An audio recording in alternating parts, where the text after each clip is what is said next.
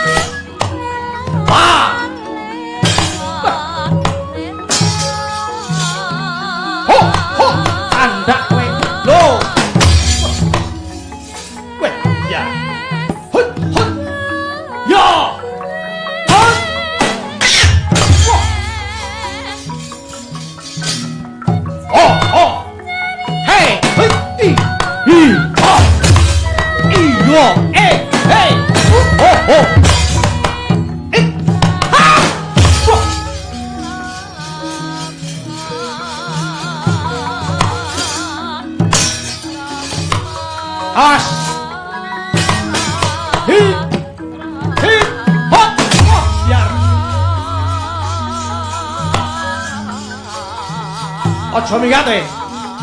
Hip hip hip hip. Hi yu ho. Hip.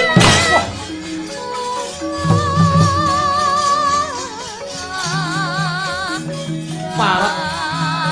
Ho ho. Hip. Hui. Oh. Hip. Iya. Ho. Hui. Hui. Ho. Hui. As.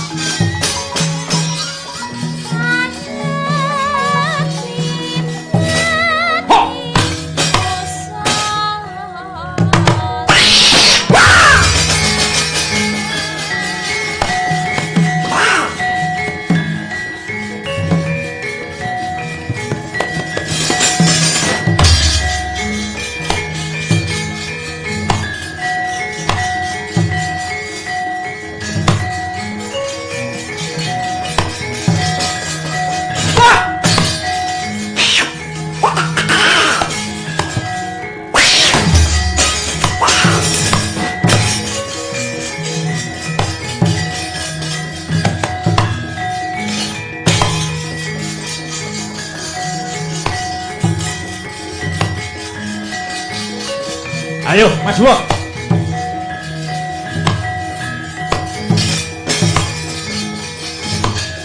Weh, iki sing tak golek ayo. Hot. Hei, pas. Iyo. Hot, hat. Yo. Yo.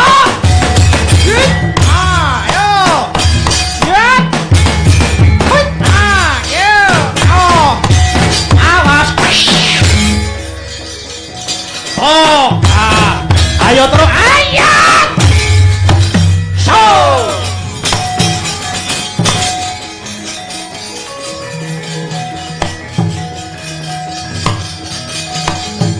Wah! Oh, ayo! Hei, hei, ah! Ayat! Biar gue. Iya! Ah! Iki jalan! Wow, ayo!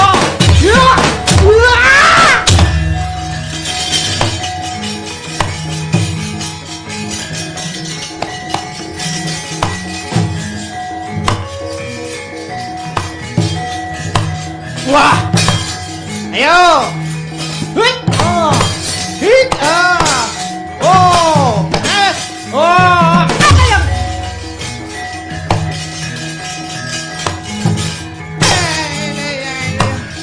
Oh, dilapke, parat nih. Oh, tidak gua kowe, apa yang? Ijen nak. Kamu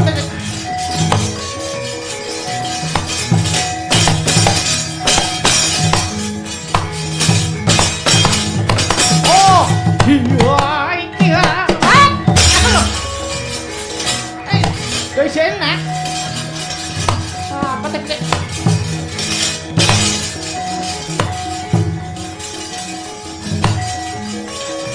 Ayo.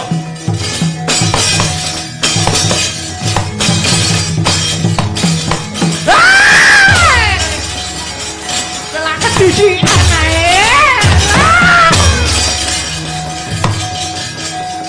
Wah!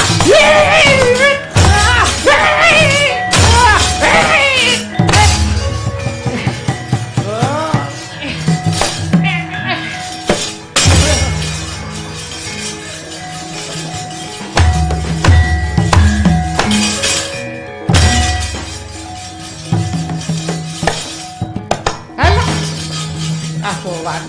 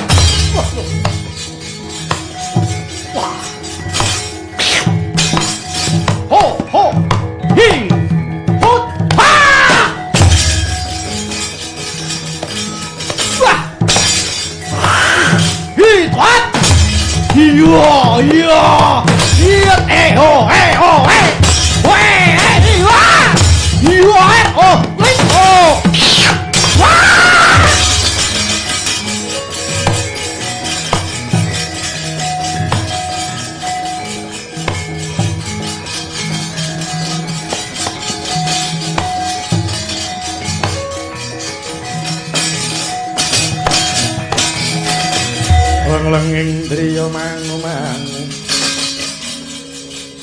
mangun kung kanduan rimang ceritane wong seneng tunggal sakali kawiwitane ngecet dereng dina saya rasah nembang saking seneng ya ngopo kula niku tresna niku lho penemban weruh tandang sampean wah jan Mbak Piyai wis sepuh wiwit jaman Ramayana nganti sak yaene kok ya tandang isih kaya ngono wae ora salah dialem semingkir tak rampungane lho pun telas enten pun telas mboten wurung sing maju mungkin mung karek Dursasana tak sisani ampun kula mawon panjenengan wis sayah. Nggih ta, panjenengan sayah. Ampun sampeyan sing majeng panjenengan keparenga lerem sawetawis. Kula sing ajeng maju ngadoni pupuhe Dursasana. Iya. Yen ngono maju. Ning mengke riyen maju ki kudu nganggo paitan, nggih ta. Lah maju tok ra ning paitane ya ngapa? Nggih, cara-carane kula panjenengan paringi paitan ora ketang sak propirane. Ajeng kula nggih nantang Dursasana mungkin. Ajeng golek kanca papat. Ojak kelumpukan bareng. Nganggo paitan nggih. Aku ora sangu. Oh, senes duit paitane. Lah apa? Niku lho Mbak. Kula niku jembleng serendeng gumun setahun kali panjenengan. Kok ngono? Nggih. Sampeyan kok iso mere niku lho. Cobi mang mere. Lho. Pun.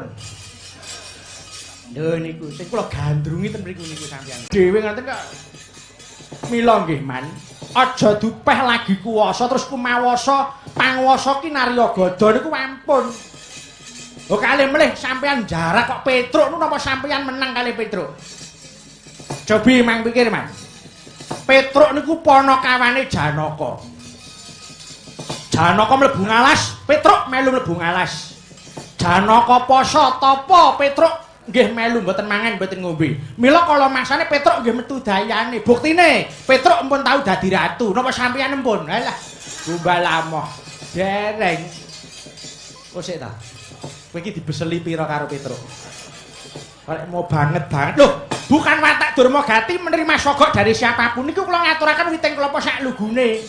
Wong nyatane sampean iso nyekseni dhewe, nggih to? Kabeh masyarakat iku seneng karo Petruk. Buktine di setiap rumah akeh sing nemplekke gambar Petruk timbang gambar Sengkuni. Lho. Ah nemplekke gambar sampean iki apa? Ah wong sampean ki pol-pole mung templekke ning WC nek. Ngoten lho. Mbuh ora idep. Bakune sapa sing manut karo perintahku? Ayo budal dina iki uga. Sapa sing bondo kalani ora manut karo dawuhku, ajeng mang pecat nggih. Oh alah man. Jaman golek gawean angel kudu arep mecati wong ae. Mbok ampun to, Man, mbok nyicil nyuda dosa. Pira bara sampean iku mertobat ngono lho. Kudu arep mateni wong sing tanpa perkara wae. Mbah ora idep swatama kula wonten dawuh paman. Mara sira metu njaba ndang wadya kaya madaten gawan saka Ngastina. Aja wedi kangelan parentah nang ngrangket Petruk nang ngisaken dawuh paman.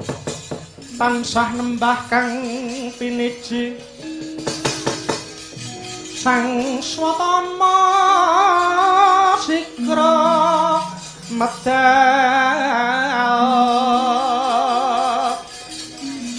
undang wadya bala mangko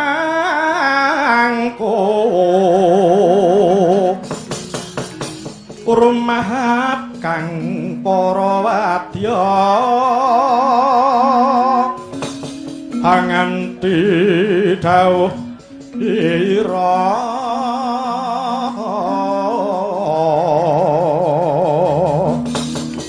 tan wonten kang samya kantun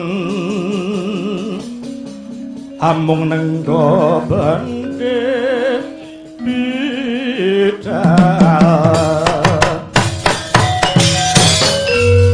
wusnya rampung sang swatama nggenya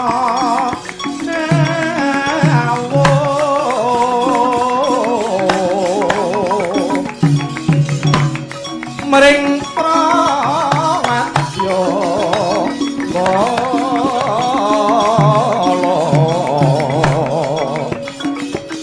Wastinata lan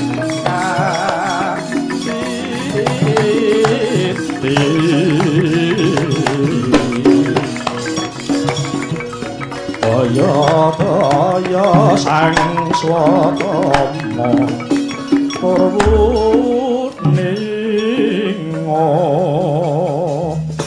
parmatur paman Purwadya Bala sampun samapta ing gati sawega ing diri kabidalaken sewanci-wanci boten badhe tundha bima syukur bangki sekedhi jumur manasira dadi pambantang parmadal pasilan enjing bidalku muru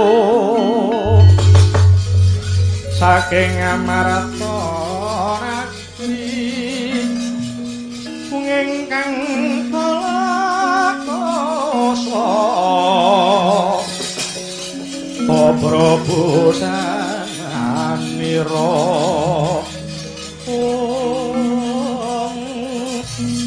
Lerasarya watalira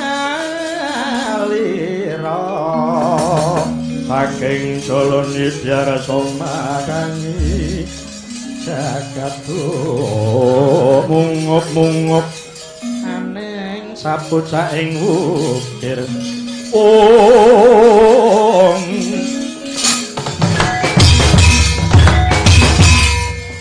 Kumelar ngebeki surake gumurung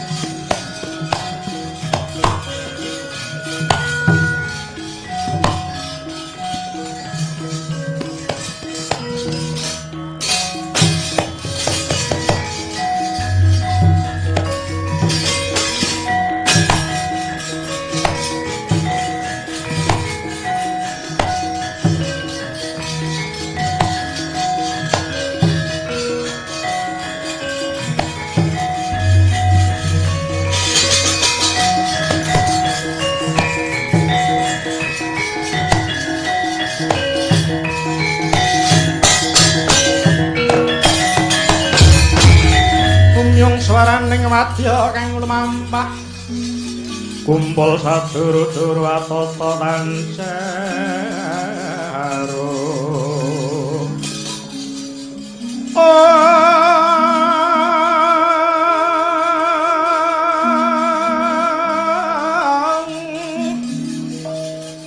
Dani Rahmat Parana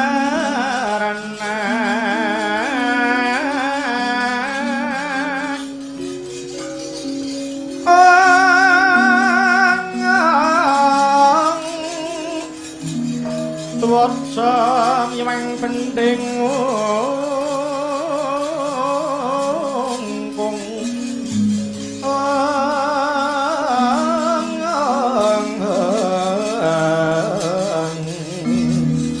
sang swatama kang minangka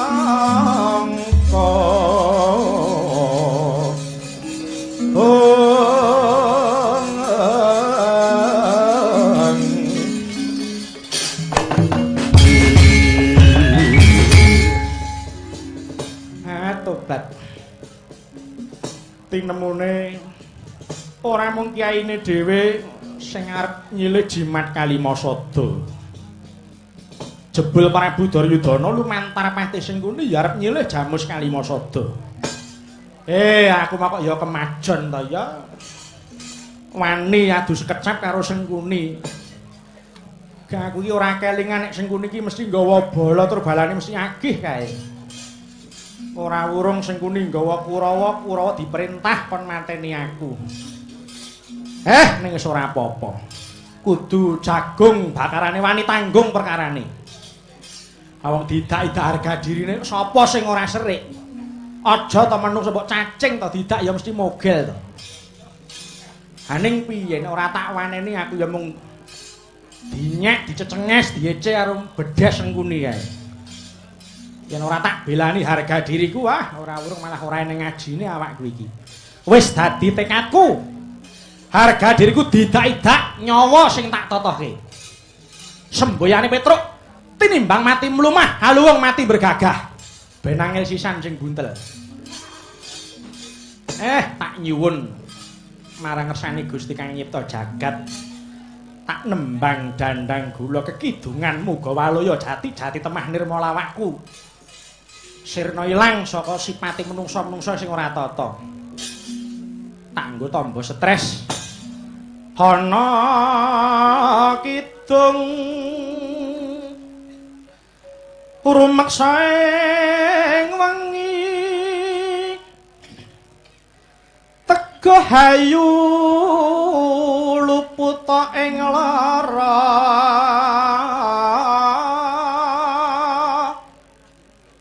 luput bilahi kabeh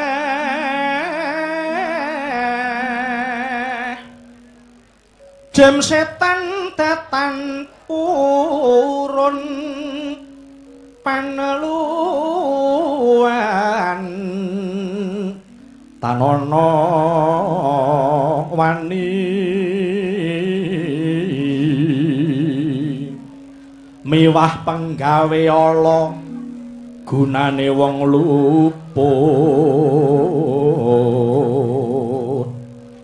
geni atemahan direta maling adohan ana nyaket mring kami guna tutupan sirna anoman melumpat sampun mateng witing nagosari mulat ngandheng katingal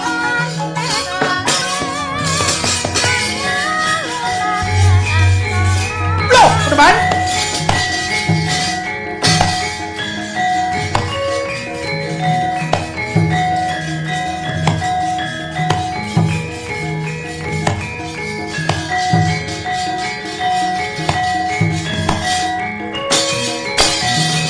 Andhet dalam gayung kekono pada sang Ramandaya pati ana yang sogung sang Rama namane wil kataksini mboten pangling menika penembat begawan anoman ingkang rawuh iya Petruk aku kang merpeki marang kowe Petruk wilujeng rawuhipun penemban entuk pandongamu slamet aku kosok baline piye? Kabarmu ora apik to, Truk? Inggih pangestu panjenengan radi setengah wilujeng. Ora ngono. Slamet kok mung setengahe karepmu piye? Oh, pun dangu nek kantun setengah slamet niku. Adate slamet ki wutuh lho. Eneng apa? Ngaten penemban. Kirang-kirang bejane awak kula bakal remuk rempu dados rempon penemban. Kok ngono? Inggih. Menika wau kula sampun sowan Sinun Prabu Puntadewa nyuwun katerangan perkawis Rama Semar anggenipun ngampil jimat Kalimasada kangge sarana anggenipun badhe mbangun kayangan. Namung sowan kula nyarengi kalih Patih Sengkuni ugi badhe ngampil jimat Kalimasada. Lah kok mboten ngertos sangkan paraning bilahi lah kok Sengkuni wau ngonek-onekke kula ngantos entek amek kurang golek penemban. Kocape rak kula waneni to niki wau. Tok waneni. Ha nggih no. Ning kula kok ya ora mikir nek Sengkuni iki balane akeh beto Kurawa. Lah kok jebul saestu penemban. Kula medal saking Stinggil ngamarta para Kurawa sampun ketingal sami pacak baris mlampah ngener papan kula ngriki. Mboten urung Kurawa diperintah kali Sengkuni kan mateni kula penemban. Ah ning wis ora apa-apa. Pun mboten apa-apa. Mati kula tekati. Ngono. Nggih, urip ya ngapa tagih ngutang sik. Lu wong mati wis beres kabeh-kabehane. Nggo apa? Petruk. Apa? Hus. Aku barang tok sentak wong anyel kok. Ngene ya, ngerti ya. Mulane aku teko kene iki merga didhawuhi dening Kyai Semar kineng ngawat-awati kowe. Kanthi aku napa dawuh mengkono mau tegese yen ana bebaya kang nempuh marang kowe kuwi dadi tanggung jawabe Anoman. Waton kowe mapan ana nggon sing bener aja kuwatir. Sing ngadepi Kurawa dudu kowe ning Hanoman. Tenan lho iki. Niki rembug tuwa lho. Niki gandeng cene kali nyawa kula. Ngendi ana pendhita kok goroh? Apa aku iki tau goroh karo kowe? Tenan? Iya. Sampeyan ikhlas bela kula, tak belani waton kowe mapan ana nggon sing bener. Janji lho niku. Iya. Jan. Munyuk-munyuk dhewe. Wong edan iki malah munyuk-munyukke. Wis ana. Kowe saiki maju. Maju. Sampeyan sing sago ndadaki? Iya. Yen mengke sing maju wong siji, aja mung siji. Loro aku wani. Loro wani? Wani. Telu? Wani. Papat? Wani. Nek 20. Ayo ke diwangsuli kok malah noleh. Wani ora? Wani. Kok lirih men to ki wanine iki. Wis ana Sumbarono. Sapa sing maju? Oke. Kuwi gondang ganjeng langit kalak-kalak katon. Apa? Lirikin sanging sang maweh gandrung. Oh, bocahku capeng kok ngantem dodo. Saking seneng kula penemban, enten tenaga sukarela sing rawuh. Pun mengke tak aturi piagam. Ngopo rek? Kura, aja dikangen iki, Petruk. Ayo, dapure kura maju rene, Pak.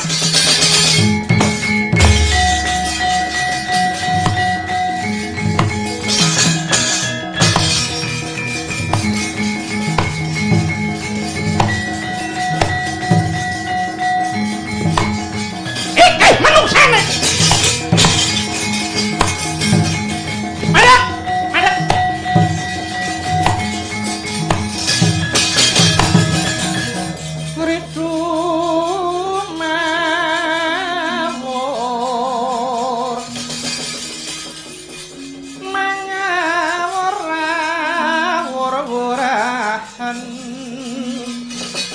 Pengarane adurit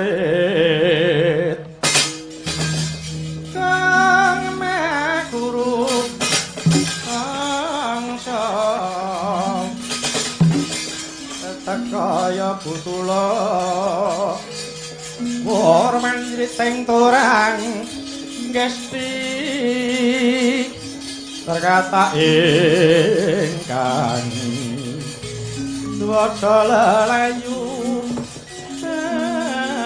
abet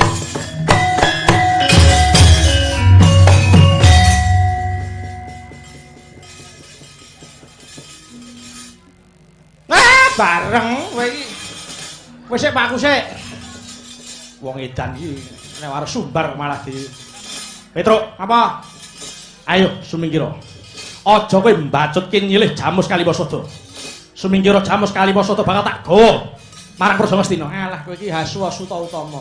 Haswa jaran Suta anak utama sing ngarani. Kowe anak jaran anak mbelo kowe.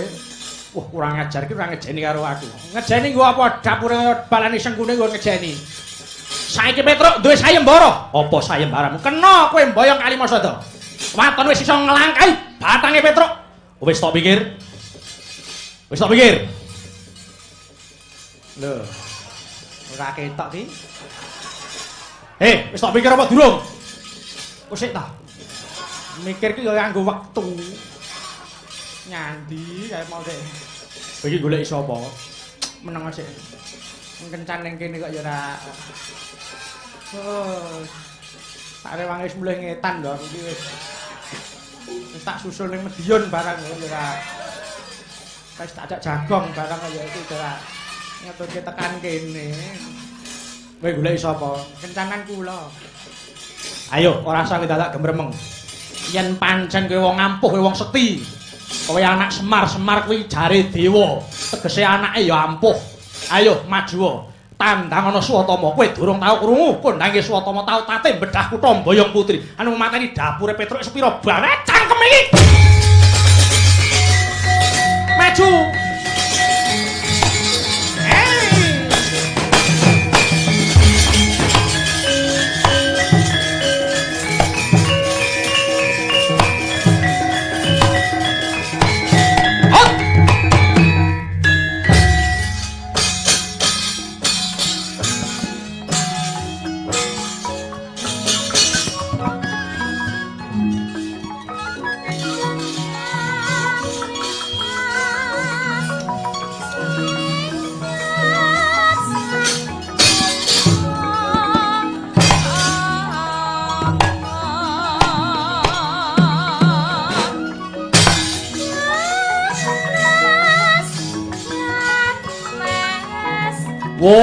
gawa tukang kepruk.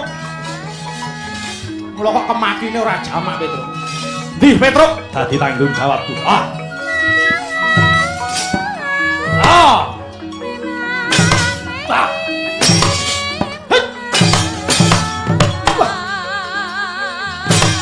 Nyanti mau.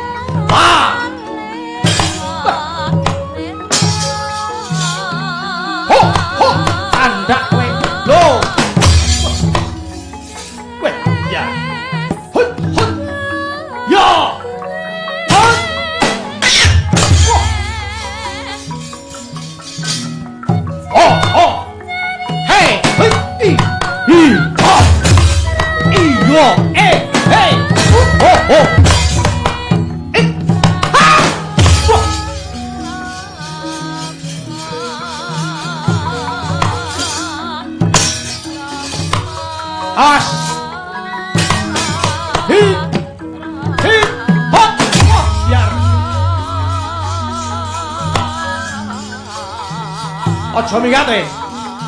Hip hip hip hip. Hi hu hu ho. Hip.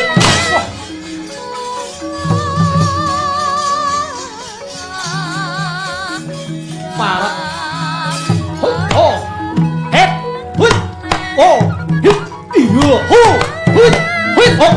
Hui. As.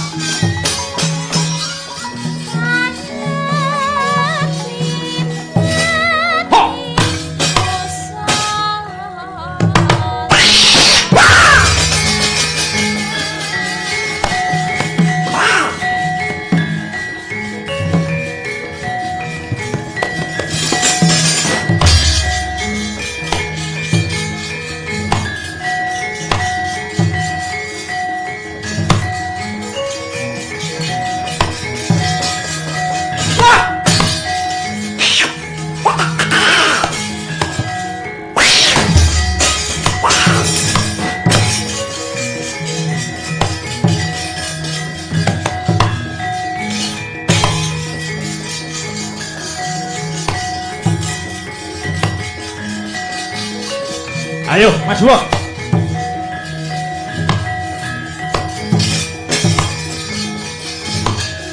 Weh, iki sing tak golek ayo.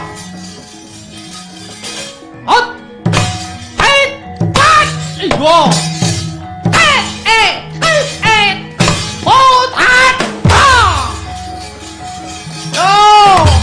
Yo. Yo.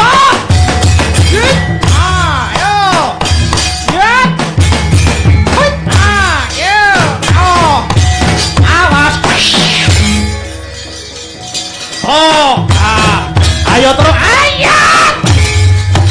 Show!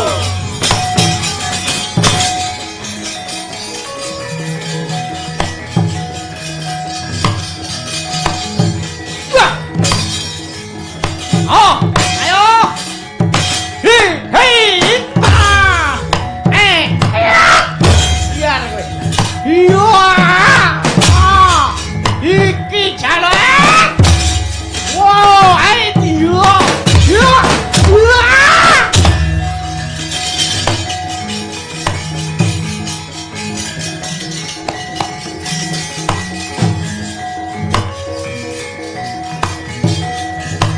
Wah.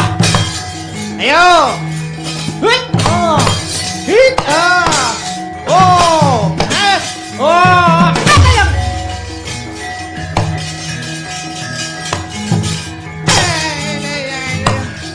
Oh, dilapke. Parat iki. Oh, tandak gua kowe. Ayo. Ijen nek. Oke, men.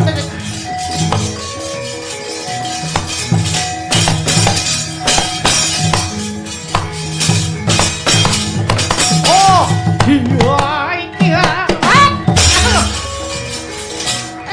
Dari sini. Apa tadi?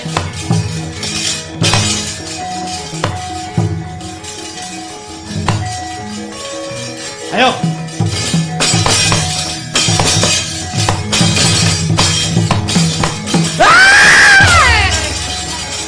Kelakar di sini.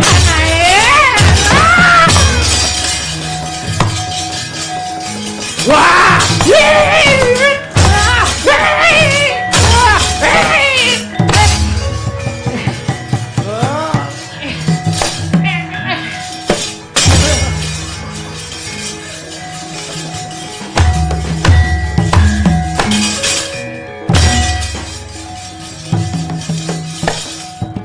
Alah! Aku wani.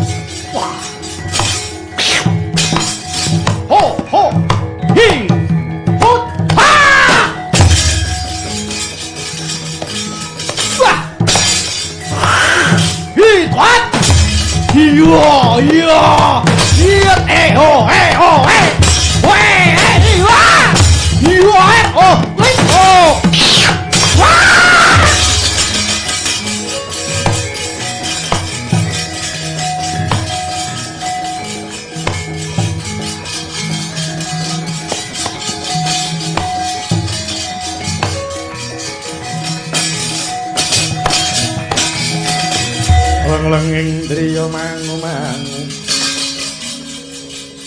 mangun kung kanduan rimang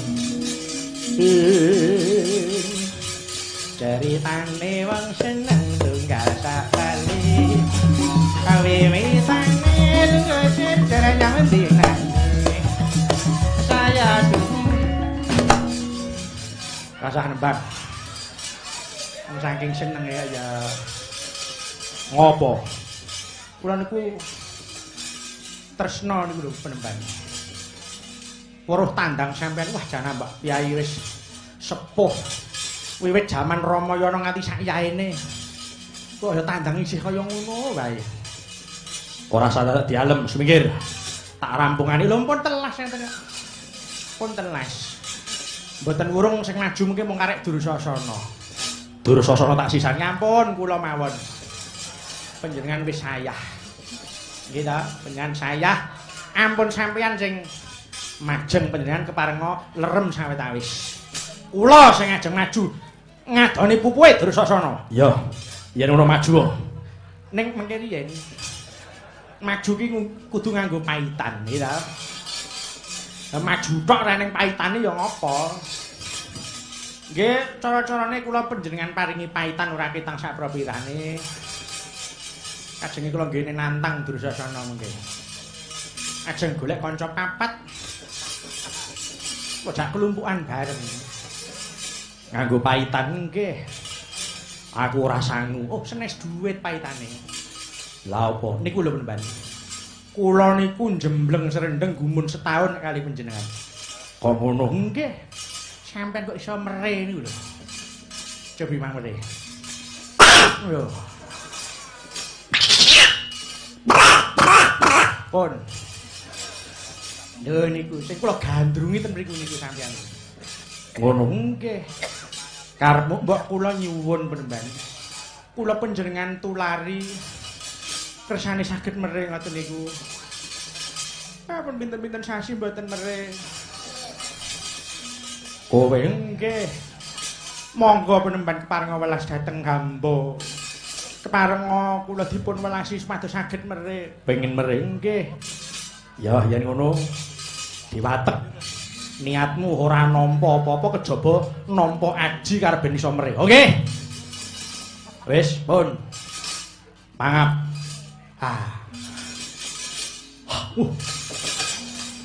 Nek nyedak ya aja tok semburke. Lha pripun to? Wis mangap to? Mangap.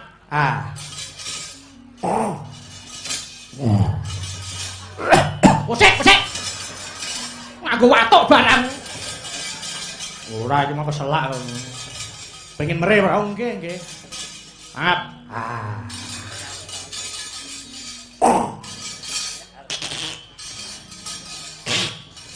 Ayo wis pegel kok.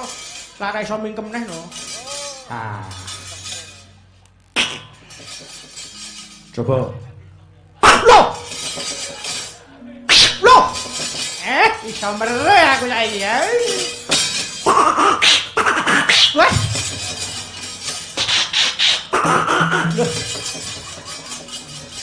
Piye? Ampuh. Iso mere saiki. Wah. Munjuk esere. Wah diumbulke.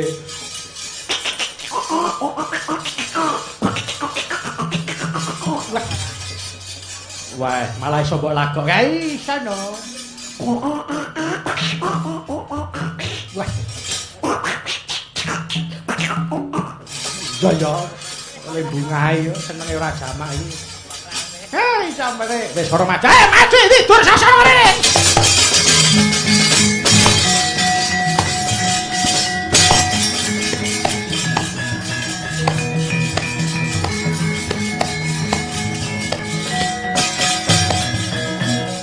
Pripun, Man? Melenyok, Dur. Sinten? Ya Kurawa kok kon perang. Lah kersane mong kari kowe sing tak jagake, Le. Oh, kula. Wis kowe maju aja, Le. Tulung kae Petruk cekelen bandanen patenana. Yen ora mundak ngalang-alangi nggone bakal mboyong jamus Kalimasa. Oh nggih. Ane mong Petruk dapure. Petruk maju iki dur sasana ya.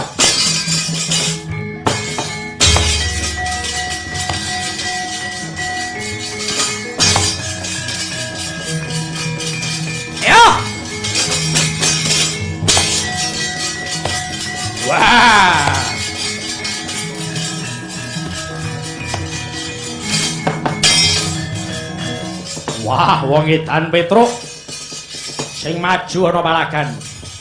Ayo Dursasana. Aja mung kowe ngebika bareng legane atiku. Ayo, yen pancen kowe arep wani karo Dursasana maju rene. Kelakon tak cekel tanganmu, tak serimpung sikilmu. Tugel gulumu. Wah. Lho, kowe mlayu iki. Wah. Wah, gilani. Hei. Ayo. Wah, Petruk iso mere. Ayo wani ora? Bae piye aku ora dipaitan apa-apa. Ayo, nek wis ngene iki arep piye? Ayo kowe aja mung nyumbari Petruk, aja ngentengke le. Arep iki mau dapure kaya WC ning aku iki wong ampuh. Iya, Tru. Wis aku kapok. Aku nek perang cara munyuk aku wegah. Oh, lah piye pas aku njaluk paitan karo kethek. Aku moh munyuk, perang karo munyuk ku ora aturan. Idak-idak sirah, idak-idak cekel. Cekel didak, sirah didak, kuping dicokol. Wah, aku ora sudi aku. Yen pancen kowe wani aja perang cara munyuk. Terus perang cara apa? Kowe sak karepmu. Oh ya. Saiki perang cara wedhus. Perang cara wedhus. Iya. Apa eneng-eneng? Cara wedhus. Ora munyuk mah munyuk. Ya, karepmu piye? Ya. Saiki kowe kudu manut karo aku. Ya. Karepmu perang cara wedhus. Piye? Sapa sing dicekel, sing dipithing nek wis muni mbek kudu dicelke. Piye aturan ngono kuwi masuk ora? Piye? Sapa sing wis diringkes, dipithing ra iso obah. Engko nek wis muni mbek ngono dicelke. Ya. Muni mbek diculke. Wiwit saiki. Wah, kepe iki opo? Arep wae. Mbek. Lah apik iki. Nah, ngono kuwi jenenge sah. Oh, ya. Ayo. Pirang dina cekake iki. Hei. Mbek. Wah, mbak itu terus. Perjanjian mbak ucul. Ya. Anggap iki apa? Mbak. Nah. Iki jenenge sportif nek ngono kuwi. Ya. Ayo, ketoken. Wih, mbak. Wah. Perang ora kesel lambeku sing keju. Ayo. Ya. Maju saiki. Anggep iki. Mbak. Iya. Ya. Mbak. Alah mbak karepmu ora karepmu. Mbak. Ora cangkem. Mbak karepmu ora karepmu. Bongkok kowe. Ayo.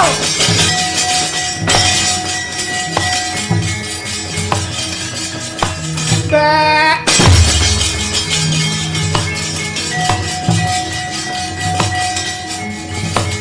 Mbak. Alah mbak. Mbak.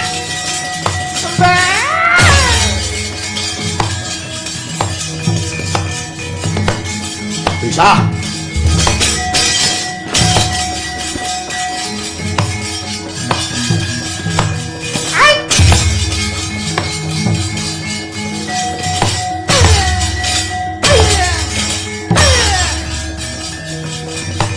Bisa. Leng-lenging driya mangun kongkan Tuhan rimang. Lelena tanpa kanin. Wah. Tandange kaya wong urakan. Ndi patih sing lan dudu patih ora ana bedane. Inggih kula nyuwun pangapunten Raden. Kula semanten ugi Gus nyuwun pangapunten. Iya. Janjur aleren nggon padha Bantayuda. Aja takon dosa lelak idak-idak dhewe. Inggih. Kula mboten badhe mangsuli malih Raden. Kersane mbarep kakangku. Paman Patih lan Sira Petruk kadhawan ngadhep ana kersane mbarep kakangku. Inggih. Awit bakal ana karampungan. Inggih kula namung derek nggih. Kula namung derek. Ayo ngadhep dina iki uga.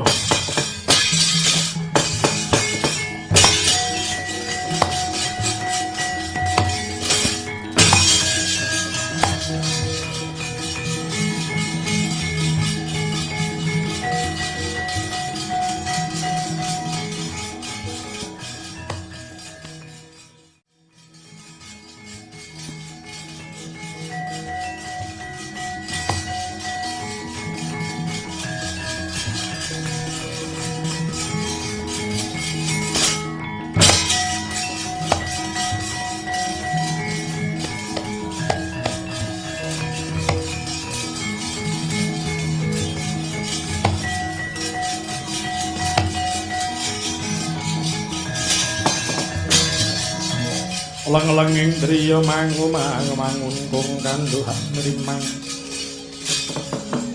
Lirlena tanpa kanin. Mangke to paman sing kuning. Apa dene sira Petruk? Kula wonten dawuh sinuwun. Wonten dawuh sinuwun. Keparenga kula badhe atur karampungan. Areh ning Jamus Kalimasada menika namung setunggal.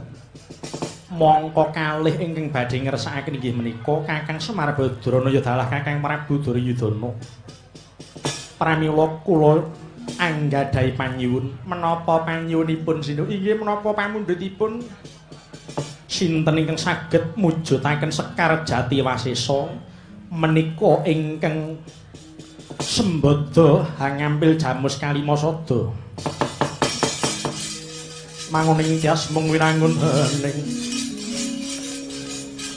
manungsunging nala mungusik dewa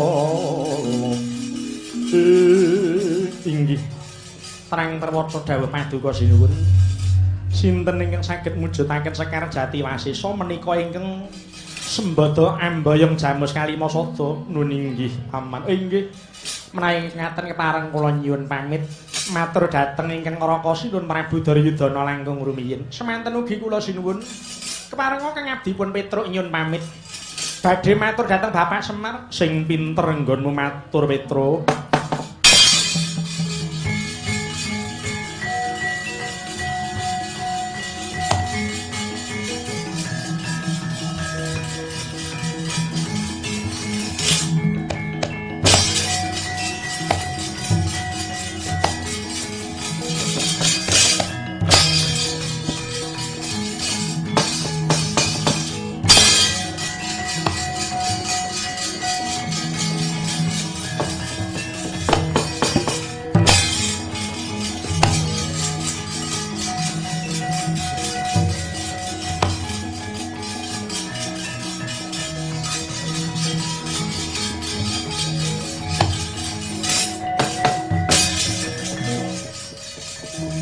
Petruk kang wis metu saka Pandhawa Ngamarta inggih Penemban.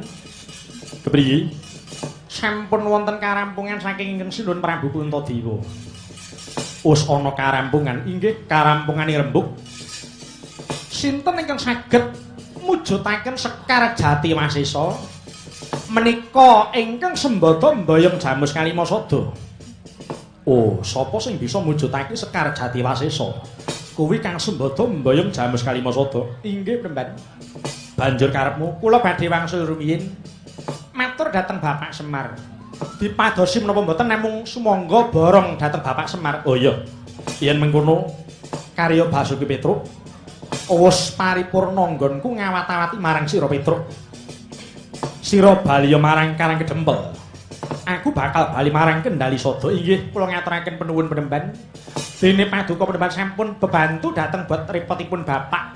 Kritik panjenengan Penemban Begawan Anoman ngawat-awati dhateng lampah kula. Kepara nyata Petruk kang mengkono karya Basuki sing ati-ati aku bali kepareng kundur sembah kula nderek kundur paduka Penemban. Ya Petruk.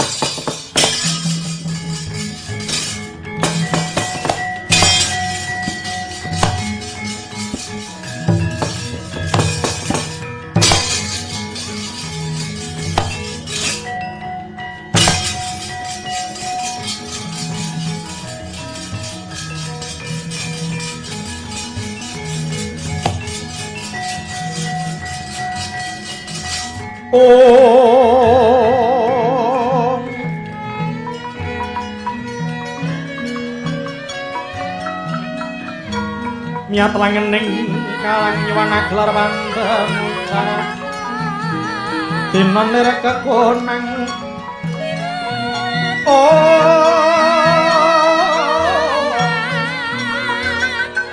surem sorotetan padang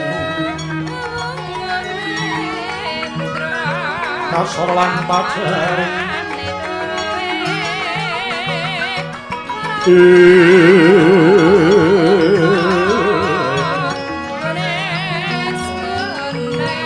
purnaming kedono himohanal ing ujungan Jawa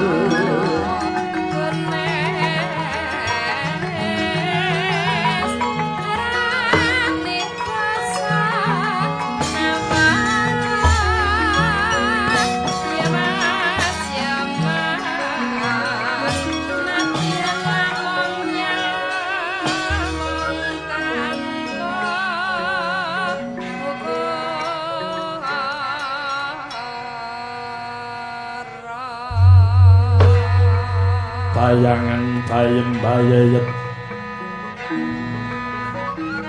agung rembuyung rower-wering rawan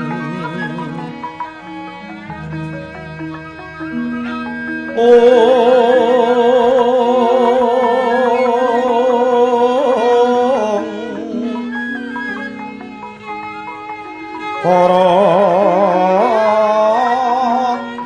taruturi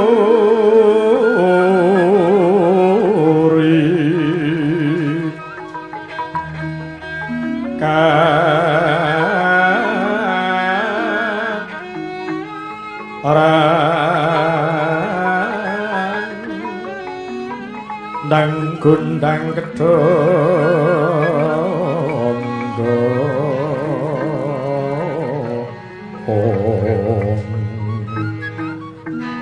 dendeng asanding dung-dungan gudhe tengok-tengok manguk-manguk